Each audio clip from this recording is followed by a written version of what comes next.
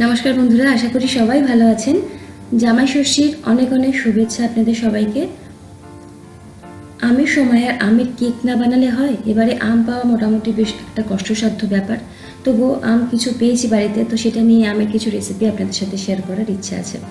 আজকে আমের কেক বানাবো। চলুন শুরু করা যায় সোজাসুজি, বেশি কথা না বলে আজকের ভিডিও। আমের কেকের জন্য আমি এখানে একটাই আম নিয়েছি। একটু পাকা মিষ্টি আম হলে কেকটা ভালো তৈরি হবে। তো আমটাকে প্রথমে কেটে নেব। আমি এখানে হিমসাগর আমে করছি। বাজারে আম এবারে একদমই পাইনি, বিশেষ করে আমি যেখানে থাকি শ্যামনগরে রয়েছে আম, কিন্তু বেশ সুন্দর দেখতে যে আমগুলো হয় হিমসাগরগুলো বড় বড়, সেগুলো আমি আমার নজরে এখনও আসেনি। তো এখানে আমটা কাটা হয়ে গেল। কথা বলতে বলতে আম কেটে নিয়ে আমের যে পাল্পটা সেটা মিক্সি জারের মধ্যে নিচ্ছি। আমি একটা 6 ইঞ্চির কেক টেনে কেকটা তৈরি করব, তাই একটা আম নিচ্ছি।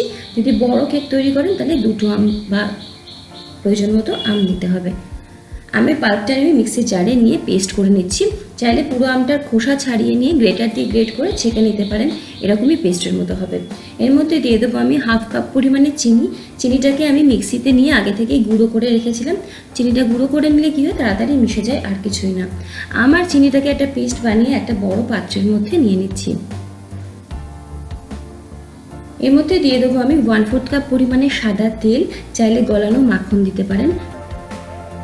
এবারে তেলটাকে ভালো মতো মিশ্রণটার সাথে ফেটিয়ে নিচ্ছি। আমি স্প্যাচুলা দিয়ে ফেটাচ্ছি, আপনারা চাইলে হুইস্ক দিয়েও কিন্তু করে নিতে পারেন, এই একই কাজ। তো এবারে শুকনো উপকরণগুলো চেলে নেব, তার জন্য একটা চালনি রাখছি। এখানে নিয়েছি 1 কাপ পরিমাণে ময়দা। শুধু দেখতে হবে যে কোনো একটা পার্টিকুলার বাড়িতে কাপ বা বাটিতেই একই মাপগুলো আপনারা নেবেন। কাপ হলে চায়ের কাপ, আর বাটি হলে একটু ছোটো সাইজের বাটি। এর মধ্যে কিন্তু 1 চা চামচ দিয়েছি আমি কর্নফ্লাওয়ার বা অ্যারারুট, 2 টেবিল চামচ দিয়েছি এখানে গুঁড়ো দুধ, 1 চা চামচ এখানে দিয়েছি বেকিং পাউডার, হাফ চা চামচ বেকিং সোডা, আর 1/4 চা চামচ দিয়েছি আমি নুন। বাড়িতে থাকা যে কোনো একটা চা চামচের মাপ নিলেই কিন্তু হবে। সমস্ত শুকনো উপকরণগুলোকে এভাবেই চেলে নিচ্ছি।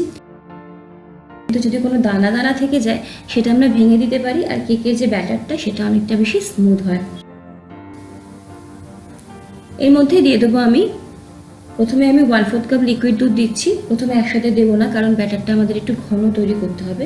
দুধ দিয়ে জাস্ট সমস্ত কিছুকে আমাদের মিশিয়ে নিতে হবে। এই সময় কিন্তু আর ফ্যাটানোর দরকার নেই। ময়দা মেশানোর পরে কেক যদি অনেক বেশি ফ্যাটানো হয় কেকটা শক্ত হয়ে যায়। আরও একটু দুধ দিয়ে ভালো মতো সমস্ত কিছুকে মিশিয়ে নিচ্ছি। মিশিয়ে নিয়ে জাস্ট ঢাকা দিয়ে বা এমনি রেখে দিচ্ছি মিনিট 5। ততক্ষণে কেক টিনটা রেডি করে নেব। আমি এখানে একটা 6 ইঞ্চির কেক টিন নিয়েছি। এই ধরনের অ্যালুমিনিয়ামের বাটি, স্টিলেরও একটু ভারী বাটি নিতে পারেন।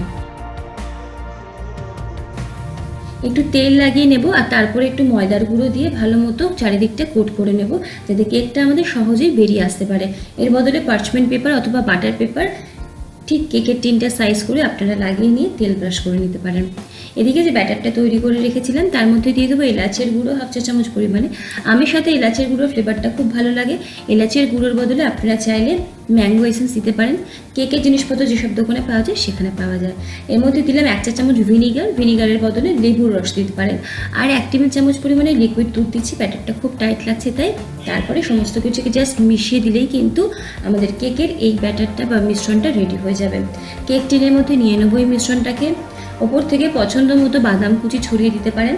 কেক টিনে ব্যাটারটা দিয়ে 4 থেকে 5 বার ভালো মতো ট্যাপ করে দিচ্ছি, যাতে কোনো এয়ার বাবলস থাকলে সেটা বেরিয়ে যায়। তার মধ্যে দিচ্ছি এখানে বাদাম কুচি। এটা অপশনাল, খেতে এমনি ভালো লাগে, তবে বাদাম কুচি দিলে দেখতে সুন্দর লাগে, আর খেতে তো ভালো লাগবেই। তো বাদাম কুচি ওপর থেকে দিয়ে আমি এখানে একটা কড়াই প্রিহিট করতে দিয়েছিলাম 8 মিনিটের জন্য। তলায় দিয়েছিলাম নুন কড়াইটার মধ্যে। নুনটা আগে থেকে অনেকবার ব্যবহার করা তাই এরকম লাগছে। তার মধ্যে একটা স্ট্যান্ড। এবার 7 থেকে 8 মিনিট আমি ঢাকা দিয়ে মিডিয়াম টু লো ফ্লেমে প্রিহিট করতে দিয়েছিলাম। তার মধ্যে কেক টিনটা বসিয়ে দিচ্ছি, ঢাকনা দিয়ে দিচ্ছি। ঢাকনার মধ্যে কোনো ছিদ্র থাকলে অবশ্যই সেটা অ্যালুমিনিয়াম ফয়েল অথবা লবঙ্গ দিয়ে বন্ধ করে দেওয়ার চেষ্টা করবেন। গ্যাসের ফ্লেমটা লোতে রেখে 40 থেকে 45 মিনিট মতো আমাদের কিন্তু এটাকে বেক করতে দিতে হবে। মোটামুটি 40 মিনিট পরে একবার ঢাকনাটা খুলে দেখবেন হয়েছে কিনা, কারণ এক এক জায়গায় গ্যাসের ফ্লেম এক এক রকমের। 40 মিনিট পরে একবার দেখবেন, তারপরে যদি না হয় আরও 5 থেকে 10 মিনিট রাখবেন। এটা টুথপিক বা কাবাব কাঠি ফুটিয়ে দেখবেন, যদি এরকম পরিষ্কার আসে বুঝতে হবে কেক তৈরি হয়ে গেছে। এখানে কেকটা রেডি হয়ে গেছে। কেকটাকে নিয়ে বাইরে রেখে দিচ্ছি, আর যতক্ষণ না ঠান্ডা হচ্ছে ওপরে একটা কাপড় দিচ্ছি যাতে কেকটা ওপর থেকে শক্ত না হয়ে যায়। ঠান্ডা হয়ে গেলে আমি এখান থেকে কেক টিন থেকে আনমোল্ড করে নেব। দেখুন সাইড থেকে দেখলেই বুঝতে পারবেন এমনি সাইডটা ছেড়ে গেছে, তাই আমি আর কোনো ছুরি সাইড থেকে চালাইনি। যদি মনে হয় সাইডে কোথাও একটু আটকে গেছে, একটু ছুরি চালিয়ে নেবেন সাইড দিয়ে। কেক টিন থেকে খুব ইজিলি কিন্তু দেখুন কেকটা বেরিয়ে এলো, কোনো বাটার পেপার পার্চমেন্ট পেপার ছাড়াই। আর একদম সফট নরম তুলতুলে কেকটা তৈরি হয়েছে, দেখেই বুঝতে পারবেন সমানভাবে ফুলেছে, ফেটেও যায়নি। অবশ্যই এভাবে একদিন এই পরিমাণগুলো আমি ইনগ্রেডিয়েন্টস লিস্টটা দিয়ে দেবো ডিসক্রিপশন বক্সে, চাইলে দেখে নিয়ে একদিন করে জানাবেন। আর যদি এভাবে করে থাকেন অবশ্যই আমাকে জানাবেন। ভিডিওটা কেমন লাগলো জানাবেন। কেকটা কেটে ভিতর থেকে একবার আমি ভেঙে দেখাচ্ছি। খুব নরম তুলতুলে কেকটা তৈরি হয়েছিল। বাড়িতে বাচ্চা থাকলে তারাও এনজয় করবে, আর বড়রা তো করবেই।